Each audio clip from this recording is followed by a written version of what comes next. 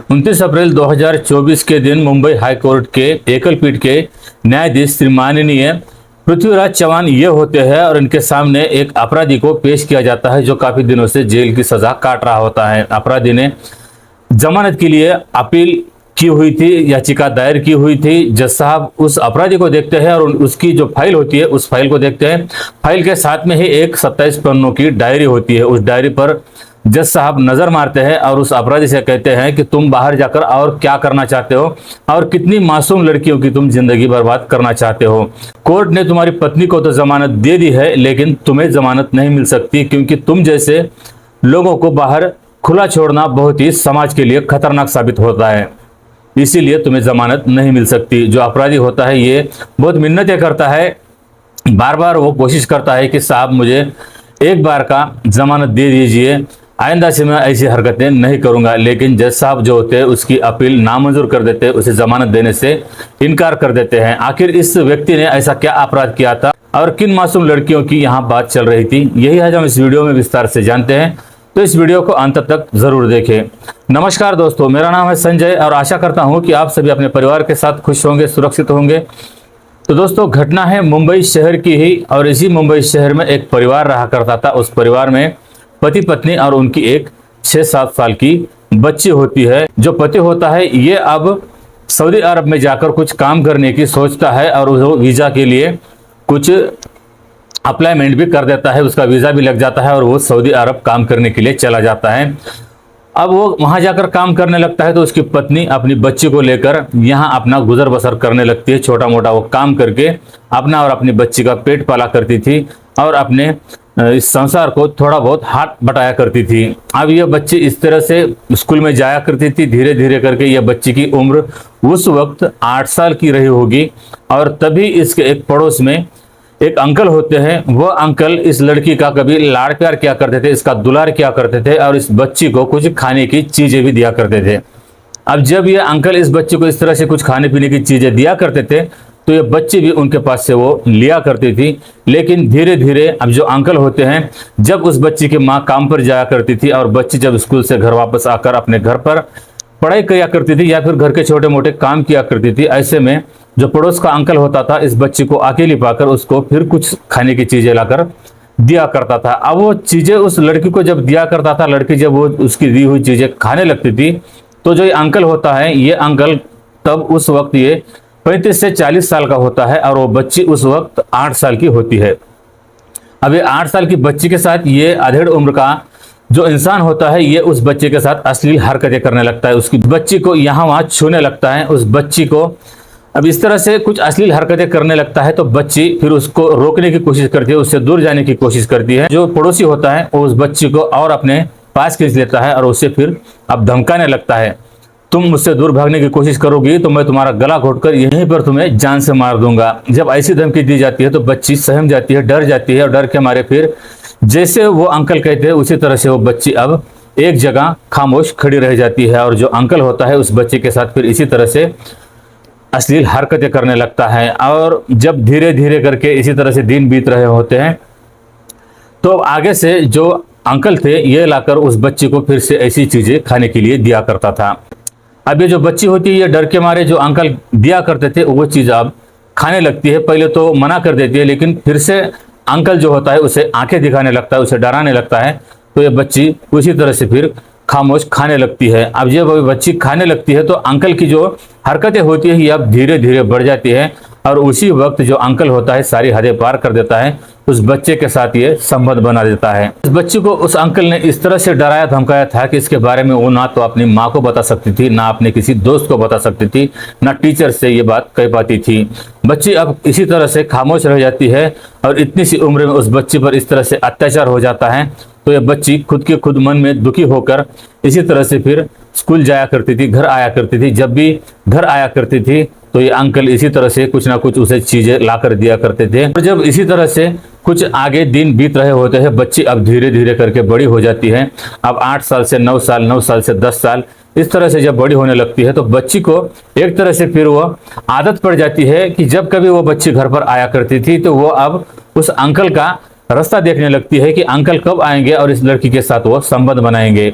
अब इसी तरह से जब अंकल आया करते थे उस बच्ची को फिर से कुछ चीजें खाने को दिया करते थे और वो बच्ची फिर से उसके साथ वो इसी तरह संबंध बनाने लगती थी। वो अंकल भी इस बच्ची के साथ संबंध बनाने लगते थे। बच्ची धीरे धीरे बड़ी होने लगती है। जिस तरह से ये बच्ची बड़ी होने लगती है, इस बच्ची के शारीरिक अंगों में इतना बदलाव आने लगता है।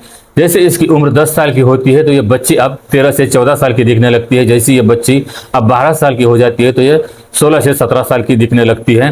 इस तरह से इस बच्चे के शारीरिक अंगों में बदलाव आने लगते हैं। इसके शारीरिक अंग जो होते हैं इतने विकसित होने लगते हैं।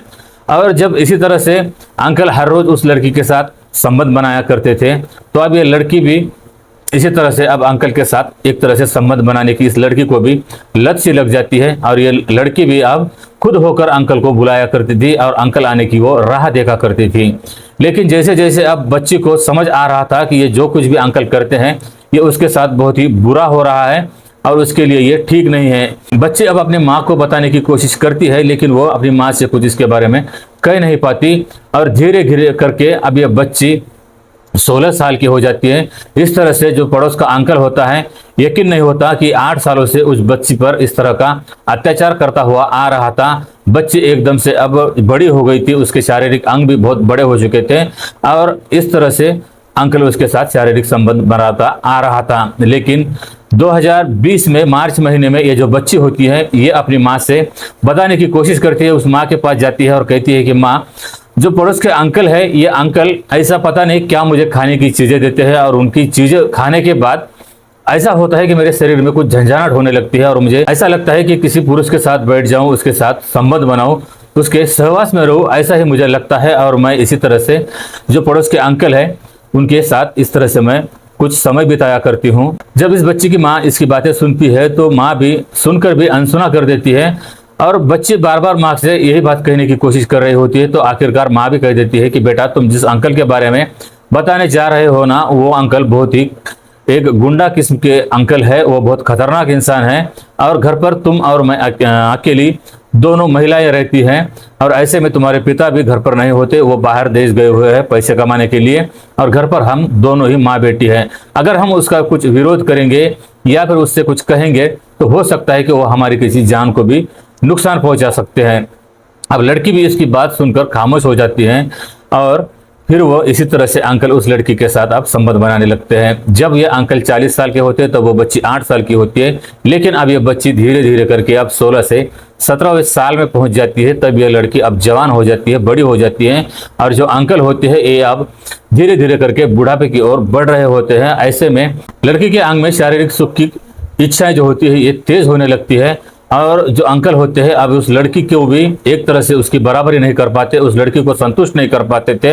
इसलिए अब लड़की भी उस अंकल से ऊब जाती है। अब लड़की को भी लगता है कि अंकल उसकी जो ख्वाहिशें हैं ये पूरी नहीं कर पा रहे हैं और वो अंकल से अब दूरियां बनाने लगती है। लेकिन फिर भी अंकल जो होते हैं काफ़ी दिनों से उस लड़की को इसी तरह से जो खाना दिया करते थे, जो भी उस बच्ची को खाने की चीज़ें दिया करता था, उस खाने की चीज़ों में शक्तिवर्धक दवाइयाँ होती थी, जिसकी वजह से बच्चे के अंग में जब भी वो अंकल खाने को देते थे उसके अंग में कुछ शारीरिक उत्तेजना होती थी या बढ़ जाती थी और वह उसके साथ संबंध बनाने को तैयार हुआ करती थी।